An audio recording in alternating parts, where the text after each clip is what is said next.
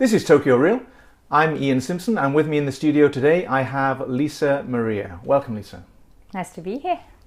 Now, you are Lisa Maria British Ballet Arts, and you are the first ISTD registered ballet school in Japan that offers imperial classical ballet. Yes, that's right. And I believe you also teach other forms of, other genres of dance as well. We do. What do you teach? We teach tap, modern theatre dance, we teach Pilates, national dance, and some contemporary.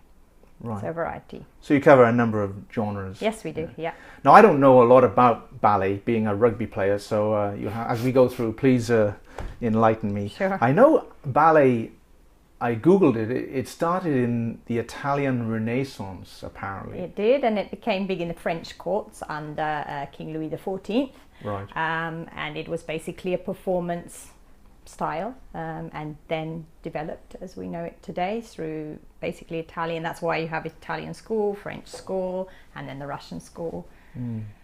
Yeah, at first it was performance based, and then apparently Louis XIV rather emotionalized it, did he? Yes, and also technicalized it. You know, Right. They put the technique on it. They gave the the basic positions, and then the basic standard technique. So it became more controlled. Mm. Now, again, I said I don't know a lot about it. Explain to me the different kinds of ballet. You got classical, neoclassical, contemporary. Yep. Is that right? Yes. Yeah. Romantic ballet was the first one, and then classical ballet is what most people know, which is very strict within the guidelines of the style. Neoclassical ballet was invented in the 20th century with a person called George Balanchine, who decided to break out of just using the ballet steps and make it a little bit less formal. And then contemporary ballet and modern ballet has broken out more than that and uses more of the body and more of the space than just the classical ballet steps. Yeah, I believe he was quite a massive influence on ballet, George Balanchine? Yeah. Yes, he was. Was he New York based? Or? Yeah, American, New York City Ballet. Right. He founded, so yes, he was a big influence and changed, the way that modern choreographers, people working today, Christopher Wheeldon and people like that are actually working and doing a lot of neoclassical. And also the competitions now have neoclassical variations that the dancers have to dance as well as classical. Mm. Yeah, so there's a lot of forms. It's quite complex. It is, yeah. And it's evolved a lot over the years. Definitely, and still is. Now, we were talking before the show about different forms of dance. Ballet is evolving. Is it crossing over in any way with other forms of dance? Of course, yes. Especially modern and contemporary. I mean, what's modern? This is the big question. What's modern dance? What's contemporary dance? You have the modern jazz musical theatre with all the musicals like Cats, and but then you have the modern traditionalist, which is kind of contemporary dance. It started with Merce Cunningham and Martha Graham. They invented a whole new technique, which is contemporary. So now you have the neoclassical and the contemporary and the modern, and it's becoming quite integrated. Yeah, I would say.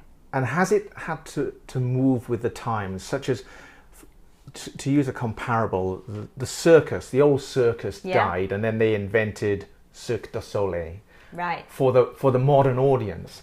Has ballet had to change with the times as well? I think it has. I mean, there's a lot of discussions recently with the Royal Ballet about, they were actually having a discussion a couple of years ago about dropping the main classical ballets, things like Swan Lake, Sleeping Beauty, from the repertoire. Now, they're the stock ballets that everybody goes to see. If you're a ballet goer, when you think of ballet, that's what you think of. You know those.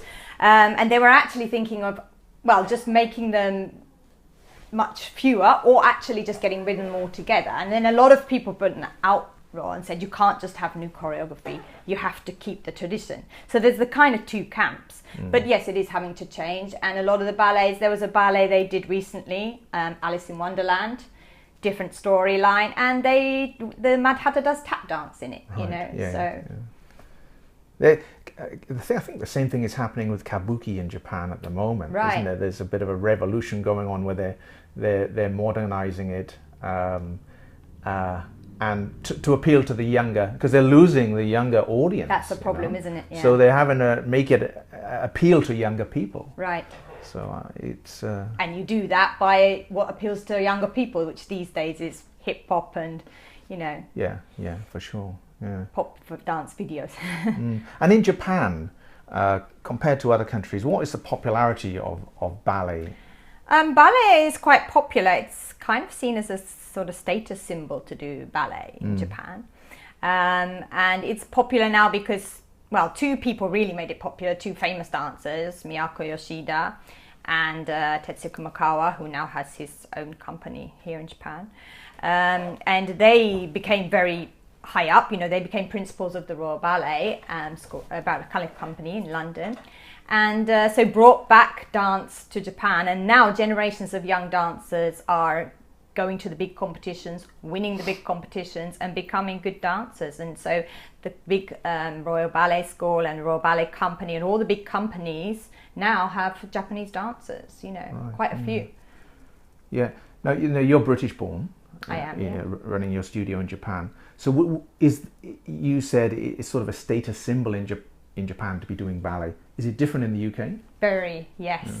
Yeah. I think more people find it easier to do ballet in Japan because there's more outlets to do ballet cheaply but with qualified teachers, which is very important in England.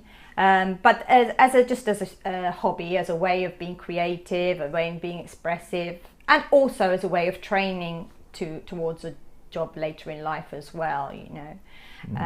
So it's not just a status symbol, and you know, you don't have to be rich to do ballet. Right, yeah. So is it growing in Japan? Or? I think it is, yes. I think the thing the difference in Japan is that most ballet schools, or most dance schools in England, you go to your dance school, you have so many lessons a week, but you do all the genres like we do. But in Japan, you go to the ballet studio and they do ballet, they may do a little bit of contemporary. If you want to do modern, if you want to do tap, if you want to do Spanish dance, you have to find another school. Right. So you're essentially trying to spread, you know, yourself. But in your studio, you cover the whole... Yeah, we do quite a lot of genres. Yeah. So the kids get, you know, from quite a very early age, they can experience different kinds of dancing, and some are obviously better at which I think is good. I mean, yeah, sure. You know, and often I find we're both interested in human movement. I'm an XP teacher. You're a dance instructor teacher. So you know that many movements from other sports can aid you in your own sport. Yeah, know? sure. So cross training, cross practice is very useful. Of course, well, yeah. I mean, skills. I do Pilates and yoga. I also teach Pilates in the studio. I think it's great. Any kind of body conditioning. You know, as dancers, we have to be strong, but we have to be flexible and strong, which is quite difficult. The muscles have to be long, so we can't do too much. We don't want to do too much weight training, but we do a bit of weight training as well because that helps. We have to be strong cardiovascularly. So yeah. Well, talking about the components of fitness required for ballet. What are the main components required for ballet? Does it depend on the genre or the type of ballet, or is it pretty much standard? It does to some extent. I mean, the core, people talk about the core, you know, the core muscles, the abdominal muscles are the core, same as in most sports, I think, but particularly in ballet, but in all kinds of dance, I would say the core. And obviously the legs are important, but the upper body as well, especially for the guys. They have to lift the girls, so they have to be strong, so they have to do more weight training. And yeah, so then you have to be fit. You have quite a wide range of components are required then. Yes. From flexibility to strength, stamina, sure. The cardio as well. To keep going. I mean, a dance performance. 2 to 3 hours. Yeah, exactly. Yeah. And it's start and stop, so you got the anaerobic element as well. Sure. Because I always remember, like, I grew up as a rugby player back in the 70s and 80s when I was younger. You know, we were rugger men, you know, and it was rugby, and then we thought like ballet was for Nancy boys, you know. Yeah, I think it was. I think until Billy Elliot. Well, yeah. Well, before that, I mean, I remember very looking much at stigmatized. probably Rudolf Nureyev, the Right. Russian guy. Yes, yeah. Yeah. And, you know, I thought this is a Nancy boy sport for boys. And then I looked at Nureyev and I thought, wow, that guy is ripped to the bone. Yeah. Not an ounce of fat on him. He's holding some girl up above his head and spinning her around. And he's doing it for 3 hours. I'm thinking, actually, these guys have probably got the kind of what I'm trying to be like, you know, as a body and they have it. Yeah. They must be strong. They've got to be fit. They've got to have all the components of fitness required for a high level of fitness. They do. And then suddenly I had a different respect for them because I realized that they weren't Nancy boys. Right, so as I right. call it, they were actually very good athletes. Well, do you know a lot of, for example, football players, David Beckham, they do ballet exercises. Really? You know, it helps them with their, you know, running and Well, sprinting. David Beckham's a bit strange, isn't it?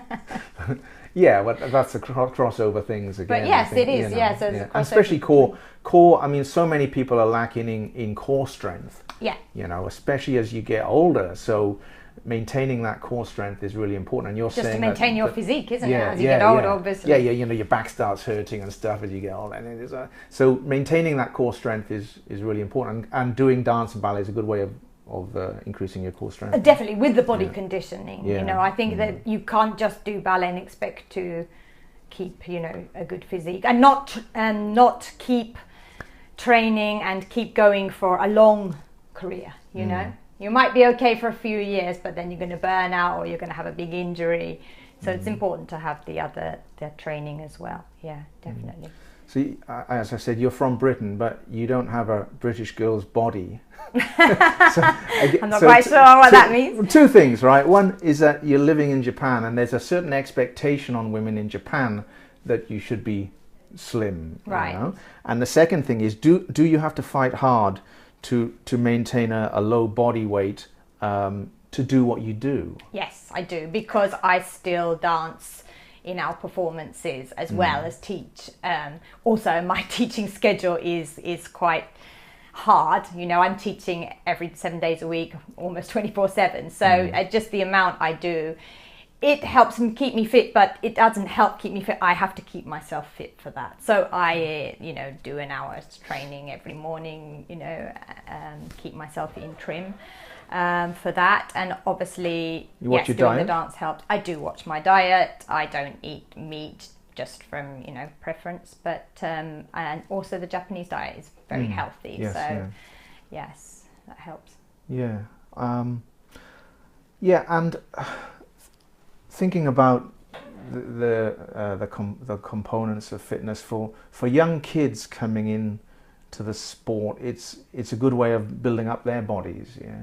It is, yes. I mean, to get a good physique, they need to be doing it regularly. You know, if they're only going to come once or twice a week, well, that's fine. You know, they're gonna build up cardially. They're going to be better. They're going to be fitter than their average mate who sits, you know, playing video games. But if they want to do it seriously, they need to be doing it 4 or 5 times a week, and you know, really doing some other sport or fitness as well. So that's the physical side of it. What about the mental side of it?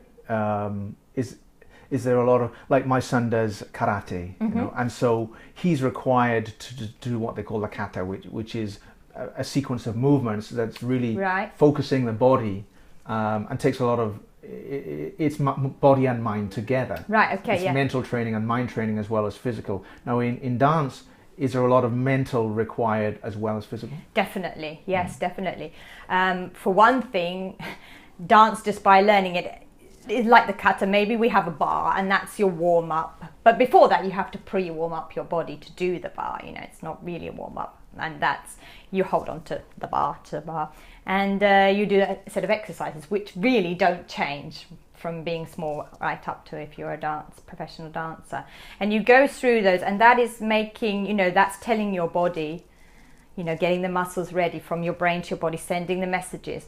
Also, the fact is that ballet is mainly all the terms of ballet, all the steps are French, so you're learning another language. Okay, you're learning so another language, and you're remembering all those in French. in French. You know, the names are French. Right.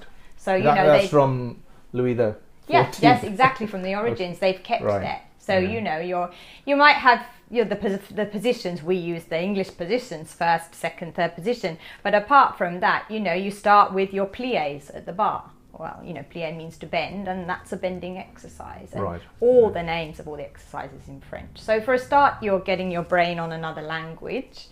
And for my students, obviously they're Japanese, and I'm teaching them in English with the French, so they're actually learning two languages. But yes, you do have to be mentally focused. You have to remember the steps, then you have to remember choreography that's just set on, the day by the teacher. So I'll say, do this, this, this. They have to process that. The body has to process it, and then they have to do it. Right. Yeah, it's good. And when you teach, we're in Japan, do you teach in English or Japanese? Mainly English. I have to explain in Japanese, especially if there's something anatomical that I want to explain, especially to kids, because they don't understand. To adults, I teach mainly in Japanese, but also because we have dance examinations every year, and the examiners are our board of teaching. ISTD is English, British, and so the examiners are from England or New Zealand or Canada, but they teach in English. So all the examinations are English, so that the students have to be able to at least understand English. So mainly it's in English. So they the kids know all the key phrases, and so when the instructions the instructions are in English, and then obviously the names are in French. So a lot of foreigners over here in Japan, the only thing they can do is open English schools, so that's what they do, Right. So would you say that using dance and ballet is a good way to teach English through sport? Yes, very good. I think French, very for good. that matter. French. You get two for the price of one. Yes, because if you're doing something that you like, and most people come to ballet because they enjoy it, I think, because it's quite hard if you don't, then you enjoy it, you learn more, I think, and you assimilate more than you think you do. I mean, as a PE teacher myself, I have a few English schools, and in the English schools that we run, we often do active English days where we teach English through sport. Right. And the kids don't even realize that they're learning English. Because I'm saying, hey, hands up, or catch, pass, look for space, and they're just doing it, and they're responding to it because it's a natural reaction. Right. And it's not like sitting behind a desk and saying, okay, now we're going to learn our ABCs and now our verbs and adjectives. It's a natural process, and I think for sure it's the best way of learning a language. Definitely. And I'd say for that reason, the little ones, because I have them from 2.5. I have 2.5, 3-year-olds. I mean, they're perfect because they don't even speak much Japanese, and so they're they listen to me. And their pronunciation is great. They learn all their colours because we do things with ribbons, and we learn the colours, we learn shapes, so we learn all the basics. They're learning, where's my space, and they can sing. We have with the little ones, I do it's all English songs. So once they've been 2 or 3 times, most of them, they can sing the songs in English. Right. They don't know what they're singing, but they're singing perfectly. I think it's a big advantage for you running a ballet studio in Japan, because you are British, so you can teach them British English and conduct yourself with the British culture and the British manner. Yes. Which a Japanese instructor couldn't do. No. So I think you have an advantage there. Well, I think that's probably and you speak our main perfect advantage. Japanese. Well, not perfect, but but very good. So that you got the best of both worlds now. I think hopefully, I mean, as I think there's less British English as well than American English, perhaps. So it's another facet. And our school is very British orientated, from the look, from when you go in, and that the kids have to come in and say good morning or good afternoon. So they're taught that when they come to us, it's basically like being in England. Yeah, good. Well, we'll talk more about your school later. Talk about Japanese schools. Do they teach dance in Japanese schools and on the curriculum now? I think they have some lessons within the PE classes. They do some dance lessons. I believe now they do some kind of maybe hip hop style dance, or but I'm not sure how many they have. I think it's probably just once a week or something, not very much. Yeah, I watched an interesting TED talk by Sir Ken Robinson, the British educator. I think you have seen it, yeah. And he talks about a young 8-year-old girl who was whose teacher said she was causing a lot of trouble and couldn't concentrate and couldn't sit down. So they took her to a child psychologist, and the psychologist sat down with her, and after about 30 minutes said to the daughter, "I want to talk to your mother. Come outside with me a moment." And as he walked outside, he put on some music, and they walked out, and they said, when they got outside, "Let's just watch her for a minute." And she immediately got up and started moving around and dancing. And he said, "There's nothing wrong with your daughter. She's a dancer. Right. Take her to dance school." It's instinctive, yeah. Yeah. And the mother did take her to dance school, and she said it was the most wonderful thing that ever happened to her, because there were all these other people who couldn't stay still, who couldn't concentrate and wanted to express themselves through human movement. And that little girl grew up to be Gillian Lynne, who is one of the top choreographers. You know, she choreographed for Cats and other musicals, and a wonderful dancer as well. She was in the Royal Ballet. Yeah. Now, in this day and age, they might have diagnosed her as ADHD and told her to calm down. Yeah, yeah. But in those days, and how many other Gillian Lynnes are there that we miss? You know. Yeah. Yeah. In those days, we didn't know we were allowed to have that. No, that's right. Didn't know it existed. We were just naughty. Yes, that's right. But the point I'm making is that we focus, both in the UK as well and in Japan, on the STEM subjects. And quite rightly so, they are important. Yeah. But why, as Sir Ken Robinson said, why shouldn't the arts be as important, given as equal weighting as the STEM subjects? Definitely, I feel very strongly about that. I think they should be, because not everyone is destined to be academically brilliant. But it doesn't mean they don't have a talent. No. But if they're not given a chance to find out that talent, discover that talent, you know, if their parents don't take them to dance school or whatever, you know, it's lost, and that's such a shame. You know, and also the child doesn't develop their potential as a person, because they're not doing what they were. We label them as being dull. Yeah, exactly. Right? You didn't memorize all your times tables and your facts and all the science points and the historical points and what battle was in 1660. So you must be dull because you don't know that. But to be honest, you know, when do you might use that in the future, but you might not need it. To be honest, as I've grown older as an educator, I realise that most of the things that we learn in school, you never ever use in life. They're a complete waste of time. It's more about how you educate, how you teach people to live. Not how you teach people to remember things. It should be, I think. I absolutely agree. And I think any sports or dance, any discipline, is teaching people life skills. You know, it's teaching people, for example, we don't always dance as a solo. You know, we have to dance in a group. So we have to think about other people, how we work with other people, you know, how we use a space, how we conduct ourselves, because we have to be disciplined in ballet. We can't just be running around doing what we want to.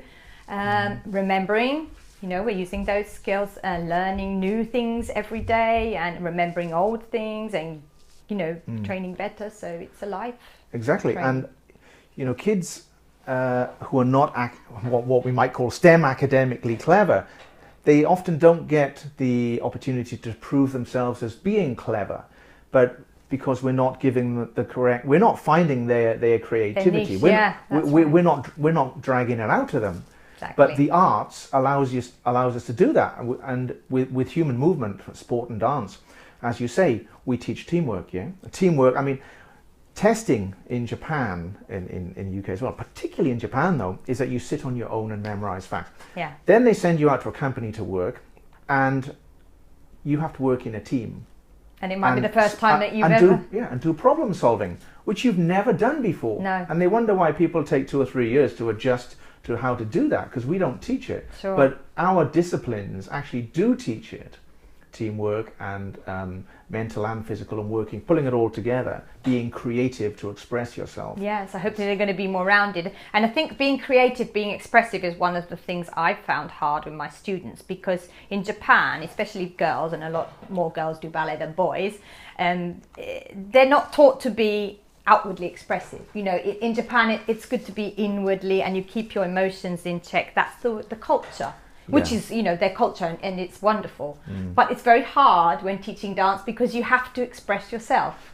You have to tell a story, and you have to not always tell a story. Sometimes you just have to feel an emotion and express that emotion to the audience. So you have to connect, and it's getting that from them to the audience that is quite a challenge, you know. Yeah. But they do it, and they do enjoy it when they're given the chance.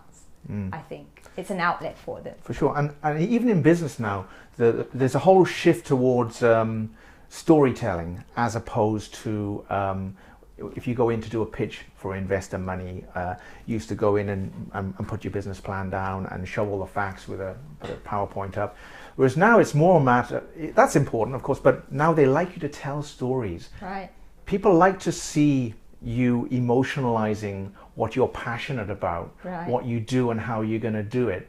So there's a whole shift towards that, and what we do I think can help kids and adults for that matter as well to be more open and to express themselves and show their emotions. Be a bit more demonstrative. Picasso always said we are born as artists, and then for the rest of our lives we have it educated out of us. Yes. If you think about it, I think it's pretty true. Yeah, it is. And it's such a shame, you know. Yeah. And there's another great story that Ken Robinson said about a friend of his taught in a school in Liverpool in the late 60s, and Ken Robinson was interviewing Paul McCartney. Oh, right. And he said, did your music teacher think you had any talent in school? And Paul McCartney said, no. He said, well, and 2 years below you, there was another lad called George Harrison. Did he think George had any talent? He said, no. He said, so let me get this right. There's a music teacher in a Liverpool school in the late 60s who had half the Beatles in his class and he didn't know. Right? He said, why? He said, well, because we weren't stimulated by what the teacher was asking us to do, so we were just like sleeping at the desk. If they'd sort of brought out our creativity, opened it up for us, we would have become the Beatles a lot earlier. Right, sure, yeah. I wonder who that teacher was. I bet he never lived that down. But, poor guy. Yeah, so basically we both agree that we should give a lot more weight to the arts in the curriculum because of the importance of it, and especially in Japan, because Japanese people need to learn how to express themselves more. I think so. Yes. Yeah, and be more standout. Okay, let's move on. What brought you to Japan? Why and when? My life dancing. All right. Yes, I danced as a professional dancer for about 15 years before I started teaching, and a lot of that was here, probably about 8 to 10 years in Japan, and as well as all over the world. So I've lived in quite a few places. I've been all over, Honshu especially. Where do you like best in Japan? Oh, where do I like best is very difficult. I love Ise, power spot. I love Kyoto because I like the culture of Japan. But I love all the old onsen towns, you know, or the countryside is just beautiful. Yeah. What's your favourite Japanese food? Probably zenzai. Right. But you're not allowed to eat all the nice stuff, are you? Well, have to limit. Oh, well, I don't eat meat, so that's okay. Right. Sushi, sashimi, I love. Yeah, it's great. Good. Great. Let's talk a little bit about your studio. So we've said that you teach various genres there. Mm-hmm. Tell me a little bit about where it's located and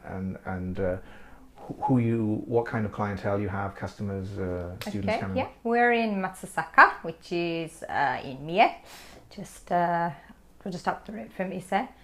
And so it's pretty central. It's quite good, but a very small town. So mainly we have local people, but I do have students from all over Mie. I also have one student who comes from Osaka to us every week. It's quite far.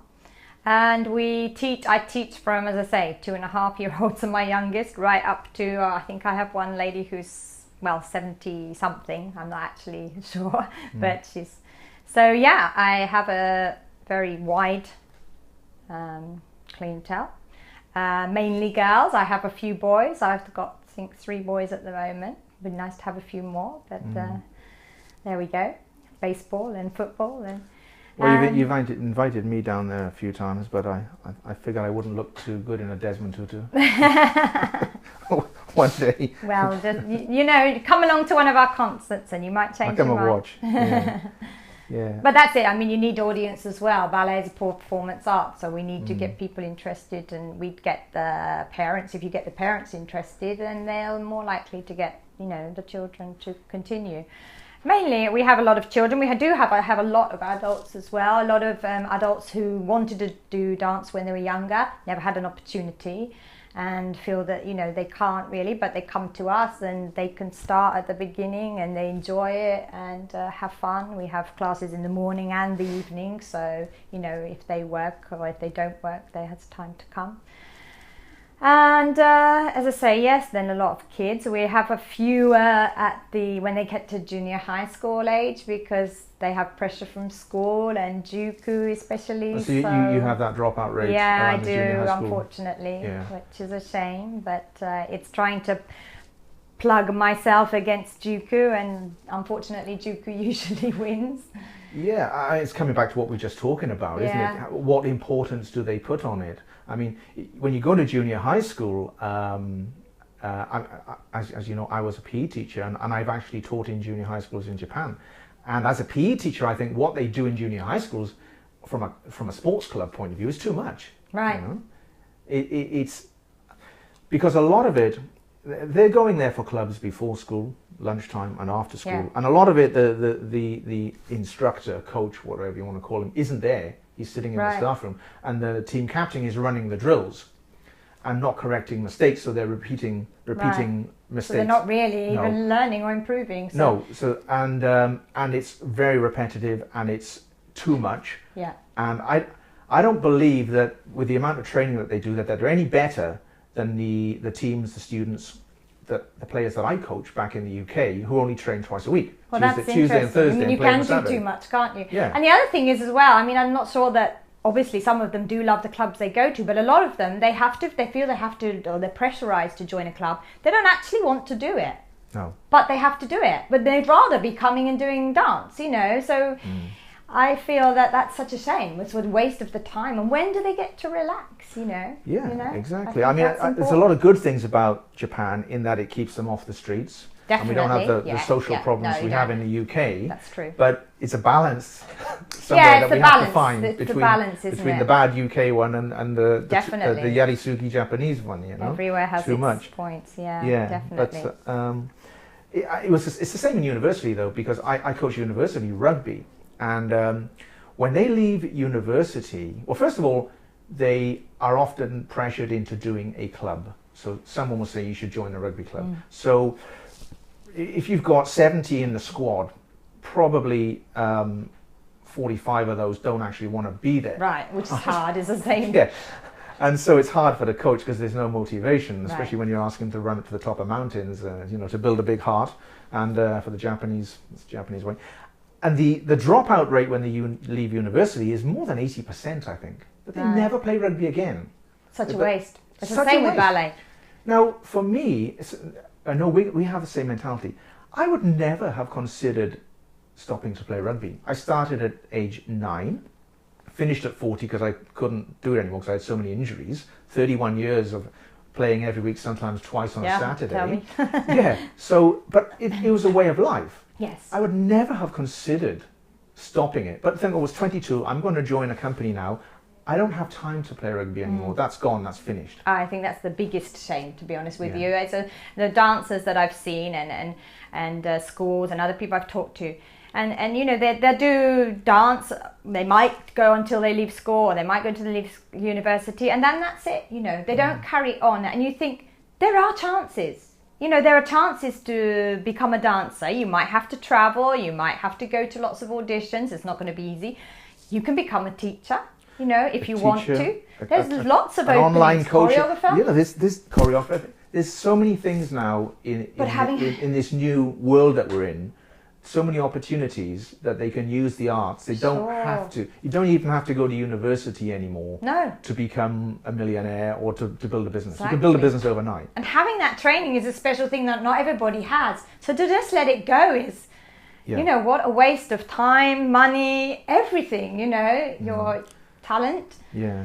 Yeah, we would both love to see these kids continuing right through and making That's it my more, passion. making it a way of life, as opposed to it's something you do at this age. Right. Then you study for Dooku and go into a good And that's high the school hard and- thing, yeah. trying to convince them that, Yeah, yeah. But from a business viewpoint, now I know that before you started, and probably when you first started your studio, you were doing it mostly in-house lessons. But before that, you used to do off-site lessons where you would travel to various locations and teach. Now, for the Tokyo Reel viewers who are interested in maybe starting their own dance school of some sort, which is the better business model? Is it to have your own studio in-house? And if so, does that have a ceiling where you saturate it at some point and you can't get any more students? Or is it going off-site to where the students are and teaching? Or is it a mixture? Probably a mixture. As you say, I started by teaching here, there and everywhere, a different place every day. And that was great. In a way, it was easier for me in the fact that I could do a lesson plan and do the same lesson plan for the week, sort of thing. Whereas with your studio, you're teaching the same kids every day, so you've got to be fresh, and it's much more preparation. But obviously, it's hard, and the travel and everything. But also, I think, yes, if you've got your own school, there is a saturation point, and it is hard trying to get new input and keep the students, But traveling around and not having your own place, your own name is, there gets to a point when, you're either just going to do that and just be Lisa Maria floating here, there and everywhere, or you're going to try and build your brand. Right. So I think if you can build the brand and have a wider space, a wider area to work in, it's great. At the moment, I'm only me, so I can't work everywhere in the same time. So I have to concentrate on my school. But hopefully, I just now have one teacher who's qualified, actually passed her teaching examination, first teaching examination. She is a qualified teacher. She's still learning, but she's now my assistant. So hopefully I'm going to be able to branch out and go back into those places and other places. And, from that, the name spreads and you'll get more students coming to you. Right. So it's kind of a two-way thing. Yeah, okay. That's interesting because, this is a whole another conversation that maybe we'll have next time when you come on Tokyo Reel. Hopefully you will, the business side of it. You talked about creating a personal brand. Again, nowadays, I think anyone who's going to be successful in business has to create their personal brand. And I think you've done a very good job of creating a personal brand. It's really important, isn't it? So definitely. Yeah. You have to have your pull. Strong brand, and you're doing a great job of that. And with regard to your school, we will put all your links up on the Tokyo Reel site so people can go in and click on it and have a look at it. And you do trial lessons, I guess? Sure, we do, yes. Trial lessons. So you can come and have a look, or you can come and join in. And you got an exhibition coming up. We do. We have a concert. Yes, or show. Yeah. Was it Fusion? Fusion is going to be on the 11th of September, Sunday, in Matsuzaka, Kuragi Hall. Again, it's not just ballet. It's ballet, tap, modern, contemporary, all genres. It's a fusion. Right. Oh, right. And it also happens to be tied in with 9/11, which we will commemorate by World Peace. Is that why you put it on? Is that by chance? No, it happened that was the day we got the hall booked for, then afterwards we thought, well, it's actually 15 years exactly, so that's quite a big milestone. So what can we do? I always like to have a theme for our concert. So one of the themes is, world peace, which is big at the moment. Obviously, there's a lot of stuff going on in the world. So that's, and from that came fusion, joining together. But that's just one theme, and then we have other kinds of fusion. So that's going to be interesting, I hope. Yeah, for sure. We'll certainly try and promote fusion and your school and put the links up there. You've even got Big Ben on the front of your school, haven't you? I think on the design. Oh yes, we've got a small Big Ben, shall we say? Yes. Small Big Ben, and did you not import the specially sprung floor from? Yeah, the bars and the flora from Harlequin Flooring, which is a big company they basically do all the main studios all over the world. So we imported all that Yes, that was a bit of a nightmare coming over, but yes, so it's very English, very British, Great. very international, shall we say? Yeah. Well, one day I'll come down in my tutu and surprise you. Shock me. Shock is the right word, probably. Yeah. Okay, and after this interview, we're going to do an interview in Japanese. I'm going to move over and let someone else sit in this chair. Okay. But for the moment, Lisa, thank you very much for talking to us on Thanks Tokyo for having Reel. Me. It's been great. It's been a pleasure. Thank you very much. Good luck in the future. Thank you. Thank you. Back then when life was easy and high, your love was true and you told no